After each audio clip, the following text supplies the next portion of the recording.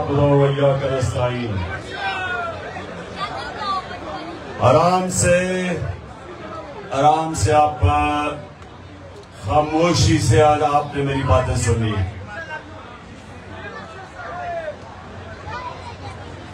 आज बाहर भी हमारे जो टाइगर आए हुए हैं वो भी आज स्क्रीन के जरिए ये बात सुन रहे हैं, तो उनको भी मैं सारों को खुशामदीद कहता हूं। अच्छा, नजम ने नाते पढ़ी आपके लिए। नातों का मकसद क्या है? हर चीज का मकसद होता है। नात का मकसद होता है कि आपका जो इश्क है और जो प्यार है हमारे नबी सल्लल्लाहु अलैहि वसल्लम, वो आपके दिलों में चला जाए। क्योंकि मुसलमान तो हो ही नहीं सकता जब तक वो अपने नबी से प्यार ना करे। और उसकी वजह क्या है? क्योंकि हमारे नबी का सबसे बड़ा हमारे पर करम यह था कि वो अल्लाह की किताब हमारे तक लेके आए, जो हमेशा के लिए हमें वो सीधा रास्ता दिखाने के लिए अल्लाह ने हमें किताब भेजी। और हम उसका जितना भी अपने नबी का शुक्र अदा करें वो कम है, क्योंकि उनके जरिए ये किताब हमारे पास पहुंची। तो ये नौजवानों गौर से बात मेरी सुन रहे, आपको नबी सल्लल्लाहु अलैहि वसल्लम की जिंदगी को पूरी तरह पढ़ना चाहिए, जब से वो पैदा हुए और जब से वो दुनिया से गए। क्योंकि अगर आपने एक अजीम इंसान बनना है तो उनके रास्ते पे चलना सीखो। क्योंकि दुनिया की तारीख में कभी कोई ऐसा इंसान ना आया ना आ सकता। किसी इंसान की वो अचीवमेंट नहीं है। अगर आप मुसलमान नहीं भी हैं तो दुनिया की तारीख में किसी इंसान ने वो अचीव नहीं किया जो उन्होंने किया। तो जब आप उनकी जिंदगी पढ़ेंगे तो उनकी जिंदगी से आप सीखेंगे। सबसे बड़ी बात कि अभी नबूवत से पहले उनको सारे मक्का के लोग कैसे जानते थे?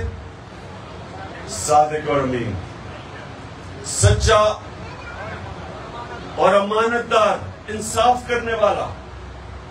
ये दो सिफ्तें याद रखना कि अगर आपने दुनिया में इज्जत कमानी है तो ये दो सिफ्तें होनी चाहिए, सच्चाई और इंसाफ करने वाली। अच्छा, अब दूसरी चीज, शाबाश बच्चों की भी आज इनकी भी मैंने ट्रेनिंग करवानी है। अब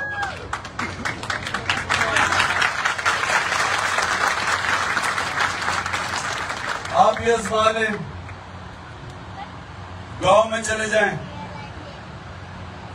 कई मोहल्ले में चले जाएं, सारे मोहल्ले वाले जानते होंगे वो एक आदमी जो सादिक भी है और अमीन भी।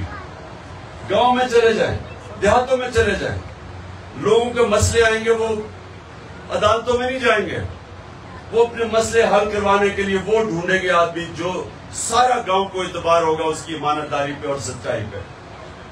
उसकी इज्जत, और इज्जत पैसे से नहीं कनेक्टेड।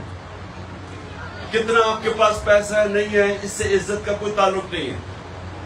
इज्जत का ताल्लुक है ये दो चीजों से, जो सच्चा इंसान होता है और जो इंसाफ करने वाला होता है। इज्जत का इससे ताल्लुक है। लोग बस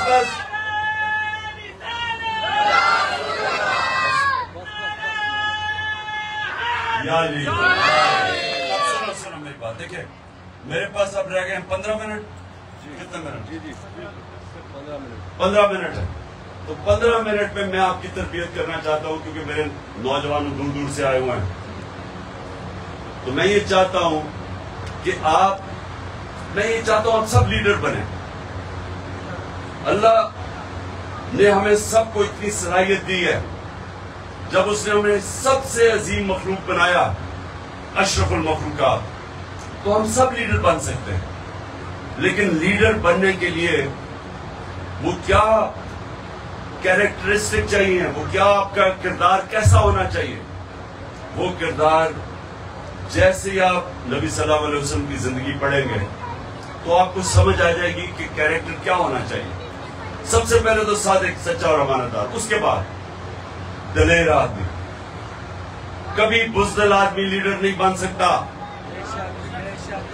बुज़दिल आदमी नवाज शरीफ तो बन सकता, लीडर नहीं बन सकता।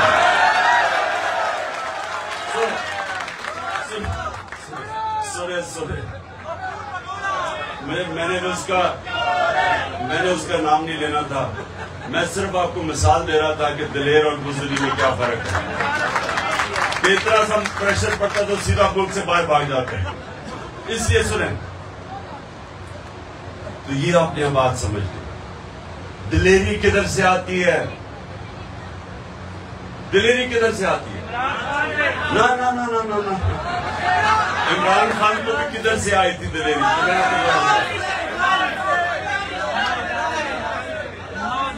ला इलाहा इल्लल्लाह, कोई नहीं है खुदा सिवाय अल्लाह के। ये याद रखना कि ये इंसान की आजादी का दावा है, गैरत का दावा है। कि जब आप ये दावा करते हैं कि अल्लाह तेरे सिवा मैं किसी को नहीं मानता, यानी मैं किसी के सामने नहीं झुकता, चाहे वो पैसा हो। सबसे बड़ा पैसे की वजह से लोग अपने जमीर को बेचते हैं।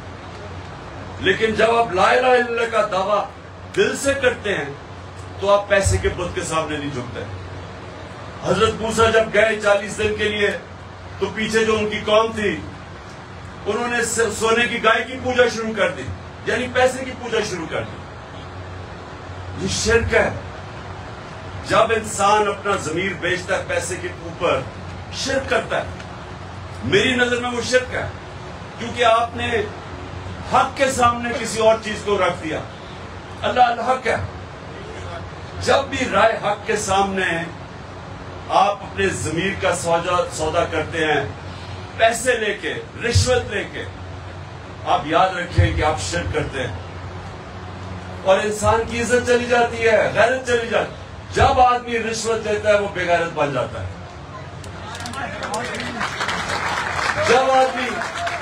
जब आदमी झूठ बोलता है, अब झूठ आपका अगर पकड़ा जाए कि मेरी लंदन तो छोड़ो पाकिस्तान में कोई प्रॉपर्टी नहीं है,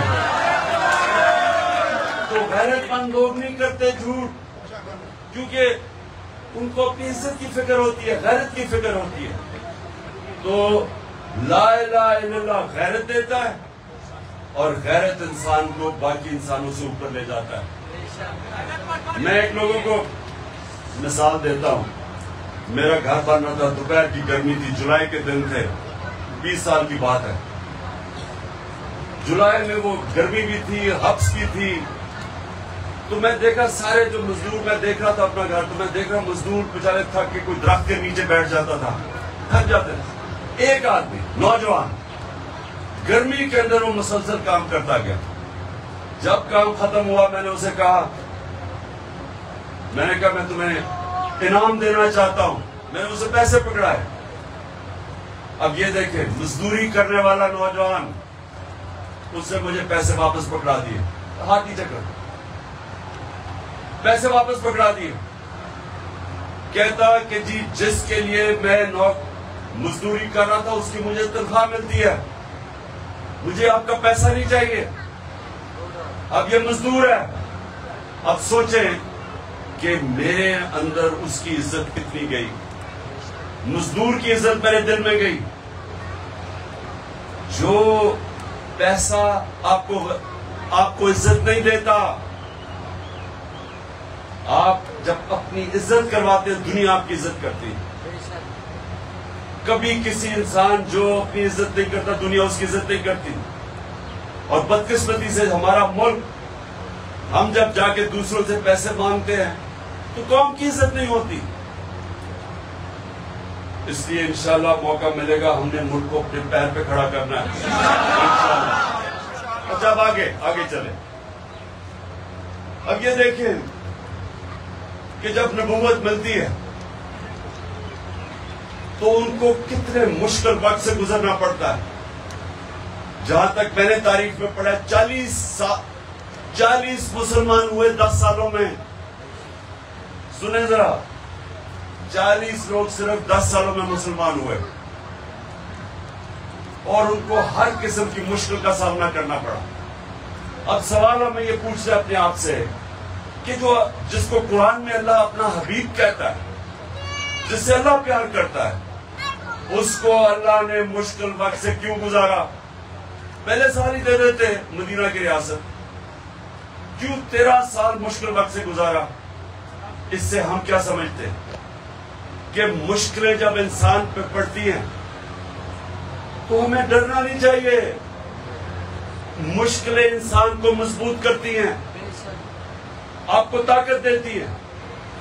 जब आप अपने बाजू के ऊपर भार रखते हैं तो आपका बाजू मजबूत हो जाता है, कमजोर नहीं होता। बाजू को इस्तेमाल ना करो, कमजोर हो जाता है। अल्लाह ने इंसान को ऐसा बनाया, तो उन्होंने हमें हमेशा के लिए बताया कि जब हमारा नबी सल्लल्लाहु अलैहि वसल्लम अपने हबीब को मुश्किल वक्त से गुजारा, तो हम सबको बता रहे हैं कि मुश्किलों से हमें डरना नहीं चाहिए। क्योंकि जब जितनी मुश्किलें पड़ती गई, मेरे नबी और उनके हबीब, उनके जो साथी थे, वो तकड़े होते गए, नजरिया उनका पुख्ता होता गया कि छोड़ के भी चले गए। लेकिन जो उनके साथ बच गए वो ऐसे मजबूत नजरियाती लोग थे कि उन्होंने दुनिया की तारीख का सबसे बड़ा इनकलाब लेके आया। तो वो मुश्किल वक्त से गुजर के ही उनमें वो उनका नजरिया भी पुख्ता हुआ, ईमान तकड़ा हुआ, और उन ईमान वाले लोगों ने दुनिया की तारीख बदल दी। और वो बदली कैसे कि 13 साल मुश्किल वक्त गुजार के जब उनकी जान को खतरा था, जान को खतरा होते हुए अल्लाह का हुक्म आया कि हिजरत करो, मदीना पहुंचते। पहले 4-5 साल मदीना में उम्मा खतरे में थी। जंग ओहद और जंग खंदक के अंदर बहुत मुश्किल से उम्मा बची, और उसके बाद जो वो इनकलाब आया, ये तारीख, अब इंसानी तारीख की मैं बात कर रहा हूं। 625 जंग बदर, 313 लोग, 636 यारमुख की जंग, रोमन एम्पायर, लाख फौजी उनके जदीद हथियार, और खालिद बिन वलीद के मुसलमानों के सामने घुटने टेक देते हैं। 11 सालों में, 313 से 11 सालों में पहले रोमन एम्पायर गिरता है, और अगले साल 637 में दूसरी सुपर पावर गिर जाती है उनके सामने। ये तारीख का हिस्सा है। तो वो लोगों की जो तरबियत की उन्होंने, मुश्किल वक्त से गुजरे। अल्लाह ने हमें बताया कि मुश्किल वक्त से नहीं डरना चाहिए। जब आप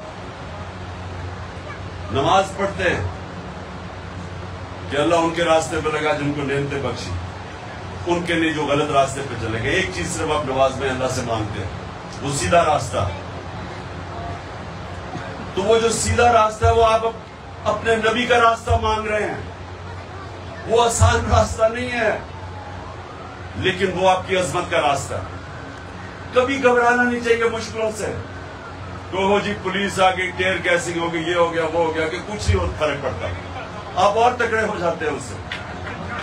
ये जुल्म के सामने जब खड़ा होता है, इंसान को और तगड़ा कर देता है, वो और बड़े चैलेंज लेने के लिए तैयार हो जाता है। और ये जो आपकी माशाल्लाह जो आप कारकुन निकल रहे हो, आप वो नजरियाती कारकुन निकल रहे हो जिसने इंशाल्लाह पाकिस्तान को हकीकी आजादी दिलवानी है। और हकीकी आजादी कैसे आएगी? अब सुन लो जरा, नहीं सुनो, आनी कैसे आएगी? जैसे नबी सल्लल्लाहु अलैहि वसल्लम ने मदीना की रियासत संभाल के इंसानों को आजाद किया, दो तरह आजाद, ये अब गौर से सुन लो। कभी भी गुलाम कोई बड़े काम नहीं कर सकता। गुलाम सिर्फ अच्छे गुलाम रहते हैं। सिर्फ आजाद इंसान की परवाज ऊपर है, जिसको अल्लामा इकबाल कहते थे मेरा शाहीन। शाहीन तो वो है जो आजाद होता है। जो बाकी परिंदे वो गुलाम हैं, जमीन से जकड़े हुए हैं। जो मौलाना रूमी, मेरी सबसे जो फेवरेट मेरी जो कहावत है मौलाना रूमी की, कि वो कहते हैं अल्लाह ने जब तुम्हें पर दिए हैं क्यों जमीन पे रींग रहे हो? क्योंकि हम खुद अपनी टांगों पे जंजीरें बांधी हुई।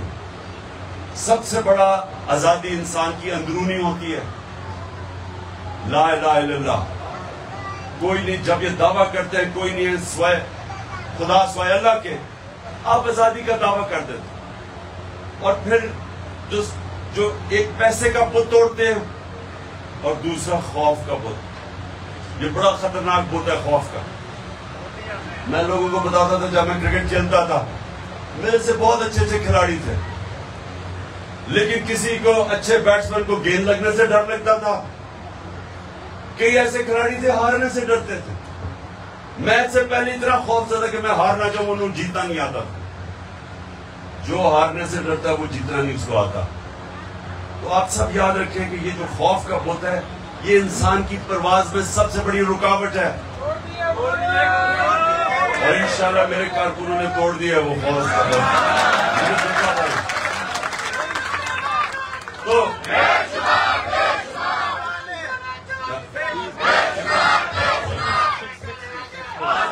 6 मिनट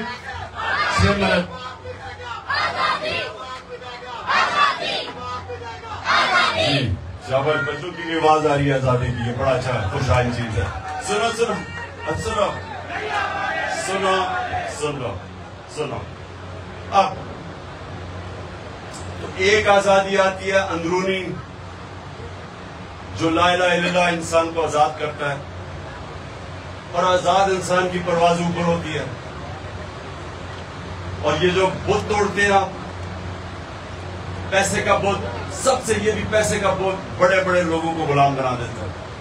और दूसरा खौफ का बुत। 3 खौफ है, याद रखना, 3 सबसे बड़े खौफ है जो अल्लाह ने उन खौफ को दूर करने के लिए वो तीनों चीजें अपने हाथ में रख ली हैं। मौत का खौफ, जिंदगी मौत अल्लाह के हाथ में कुरान में। दूसरा इज्जत जिल्लत, कि जी मुझे जलील कर देंगे। कोई इंसान किसी को जलील नहीं कर सकता, इंसान के अमाल उसको जलील करते हैं। इज्जत अल्लाह के हाथ में। और तीसरा रिस्क, ये भी बहुत बड़ा बुत है। मुझे ये डर लगे जी लोग गलत काम करते हैं, पुलिस वाले, हर किस्म के एजेंसीज के लोग, पता है कि गलत काम कर रहे हैं, पता है इंसानियत के खिलाफ है, पता है शरीयत के खिलाफ है, लेकिन अपनी नौकरी बचाने के लिए जुल्म करते हैं लोगों पे। इसकी कोई माफी नहीं है। अगर आप ये समझते हैं कि आप देख रहे हैं कि वहां औरतें बच्चे खड़े हैं, उनके ऊपर टेयर गैसिंग कर रहे हैं और मार रहे हैं, शेल्स मार रहे हैं औरतों को, और समझते हैं कि जी मुझे तो ऑर्डर मिला था, इसका कोई माफी नहीं है। अल्लाह ने हुक्म किया आपको, अमर बिल मारूफ व नही अनिल मुनकर, वाज़े, अच्छाई के साथ खड़े हो, बुराई के खिलाफ खड़े हो, हुक्म है अल्लाह का। तो इसलिए ये जो 3 है, जिल्लत के, नौकरी ना चली जाए, मौत ना चली जाए, इसकी वजह से लोग गुलाम बन जाते हैं। तो इससे भी अल्लाह ने हमें आजाद कर दिया। और फिर दूसरी ये अंदरूनी आजादी, और दूसरी आजादी होती है इंसाफ से। जब एक माशरे में इंसाफ होता है, जब माशरे में कानून की हुक्मरानी होती है, रूल ऑफ लॉ होता है, इंसानों के हकूक होते हैं, तो ताकतवर से इंसान को तहफ़्फ़ुज़ मिलता है। थाने कचहरे की पॉलिटिक्स नहीं हो सकती, कब्जा ग्रुप नहीं हो सकते, एनआरओ नहीं मिल सकता जिधर इंसाफ होता है, और वही माशरे ऊपर जाते हैं। आज ये हमारे मगरबी माशरे क्यों ऊपर गए हैं? पर रूल ऑफ लॉ है। पाकिस्तान का नंबर रूल ऑफ लॉ में, यानी इंसाफ के दुनिया के इंडेक्स में 140 मुल्कों में हमारा नंबर है 129। और जो मुल्क ऊपर है, डेनमार्क नंबर 1 है। पाकिस्तान की औसत आमदनी $1,600 है। डेनमार्क की औसत आमदनी 68,600 है। अमीर तरीन मुल्क है, क्योंकि इंसाफ है। इंसाफ आती है तो खुशहाली आती है। क्यों हमारे लोग जाते हैं वीजा लेके बाहर? क्योंकि वहां इंसाफ है। उनका कानून उनको इंसानों को तहफ़्फ़ुज़ देता है। वो एक वक्त मुसलमानों का कानून था, यहूदी शहरी हजरत अली रज़ी अल्लाह ताला खलीफा वक्त, हजरत अली केस करते हैं अदालत में कि इससे मेरी तलवार या वो हथियार चुराए हैं। काजी खलीफा वक्त हजरत अली रज़ी अल्लाह ताला को मुकाम देखे और काजी फैसला करता है यहूदी के लिए कि जी बेटे की गवाही में कबूल नहीं करता। ये था मुसलमानों का इंसाफ, जिसने इंसानों को आजाद किया था। इंसानों को याद रखें, हमारे नबी रहमतुल आलमीन है, सब इंसानों के लिए रहमत बन के आए थे। हमारा अल्लाह रब्बुल आलमीन है, सब इंसानों का रब है। इसलिए जो भी उनके अगर मगरबी माशरा अगर उस पे चलेगा, नबी के हुक्म पे और अदल और इंसाफ कायम करेगा, वहां खुशहाली आ जाएगी। हम नहीं चलेंगे, हमें साफ वक्त मिलेगा। अच्छा जी, अब आखिर में दुआ करते हैं, हाथ ऊपर करें। हम सब नहीं, आपने सिर्फ आमीन कहना, मैं पढ़ूंगा दुआ। हम अपने अल्लाह से आज दुआ करते हैं कि अल्लाह पाकिस्तान को मदीना के रियासत के असूलों के ऊपर एक अजीम कौम बना दे। अल्लाह हमारे मुल्क को हकीकी तौर पे आजाद कर। अल्लाह हमारे मुल्क में कोई इंसान भूखा ना सोए। और अल्लाह पाकिस्तान को वो मुल्क बना दे जो बाहर से लोग पाकिस्तान में नौकरियां ढूंढने आए। आमीन। और आखिर में अल्लाह इस मुल्क में जल्दी से जल्दी इलेक्शन करवा और इन चोरों से हमें निजात हासिल करवा।